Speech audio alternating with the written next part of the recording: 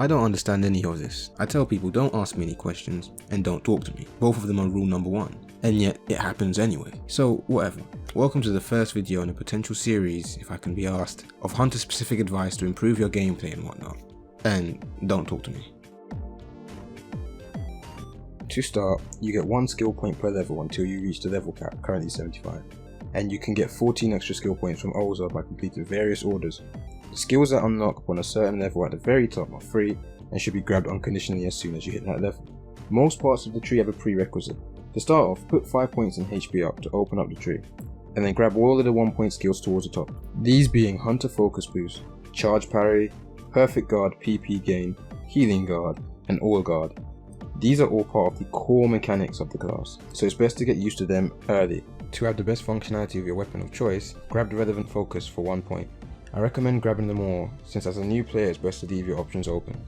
Stance choice. Out of all the melee classes, Hunter is unique in that both stances do the same thing, but in different ways, meaning your build will pick one and only one. Fury stance gives an unconditional damage increase and maxes out at 145.5% melee damage. To get everything costs 35 points, but you can ignore crit, as it doesn't do a whole lot by itself. We'll cover in a later video. Guard stance on the other hand increases melee defense by reducing all melee damage taken by 75%. By itself, it gives no extra damage, however with at least 1 point in skill Advanced Guard stance, which activates upon performing a perfect guard via weapon action, charge parry or blaze parry. Your total stance damage becomes 150 in all attacks.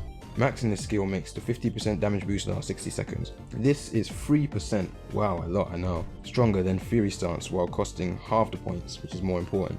And Fury stance trees tend to put 3 points in guard stance anyway to get access to other important skills, making Fury stance 33 points potentially, versus guard stance is 15 points. However, there are times when performing a guard every 60 seconds is very difficult, such as maybe advanced quests or mining based defense, and you can go extended times without having the damage bonus.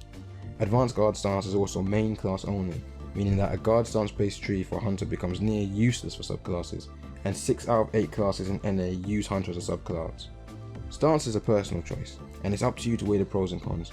I will say that as an aside, I personally use guard stance and I'm willing to purchase another tree for Fury sub usage using my credit card. And guard stance is far superior if you're focusing solely on Hunter, especially during bossing. After you choose your stance. If you choose Fury, put 3 points in Perfect Attack bonus 1 to unlock it, and then max Fury stance, as well as Fury stance boost 1 and 2. Then aim to max Perfect Fury bonus. This will require a total of 30 points. If you choose Guard stance, leave Perfect Attack bonus for the time being, and max out Guard stance. Then aim to max out Advanced Guard stance, which will cost you a total of 15 points. As stance has a large effect on your damage and focus maintenance, it's best to do this first. Next, I'll recommend that you grab your main life insurance skill, Iron Will or Automate. Much like the stances, this is another split decision. I'll keep it fairly simple. Automate is basically overpowered, and I'd recommend grabbing that. Legit, with 10 die mates and 10 tri mates, you instantly get healed 20 times anytime you hit 50%. Note that you need 3 points in guard stance to get this. Well, Iron Will is pretty strong as well, working as a sort of undershirt where upon taking fatal damage you have a 75% chance to just say nope and survive with 1 HP at level 10. Unlike Fury and Guard, you can technically take both if you're allergic to dying or if you're a pussy, but I personally think they're a bit redundant together. At this point, all the things with the largest effect on gameplay have been covered and it's time for a bit of a turbo round. Perfect Attack 1 and 2. These are mandatory, but as they don't actually alter gameplay and just increase damage, you can get them whenever you want. But ideally you should get them after you've gotten your preferred life assurance maxed out. Hunter Physique. This is great for taking less damage and not getting interrupted during the few Hunter PAs with no super armor, the big one being Blaze Parry. This requires 3 points in Flashcard 1. War Cry and War Brave. The main function is to increase damage and regen PP, but it's nice for having aggro, which makes it easier to parry various enemies. Stalwart Spirit.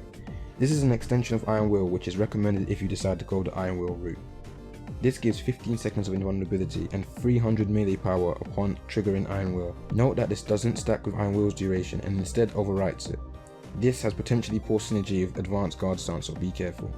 1 point in Iron Will. If you go for Automate, then for 1 point you can have 30% insurance if you somehow manage to take fatal damage with Automate. Nice investment for only 1 point.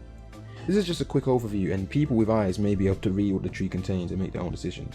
Though I will say flashcards and melee power ups should only be taken if you absolutely know what you want and are very poor point per investment, so if you do need to take them last.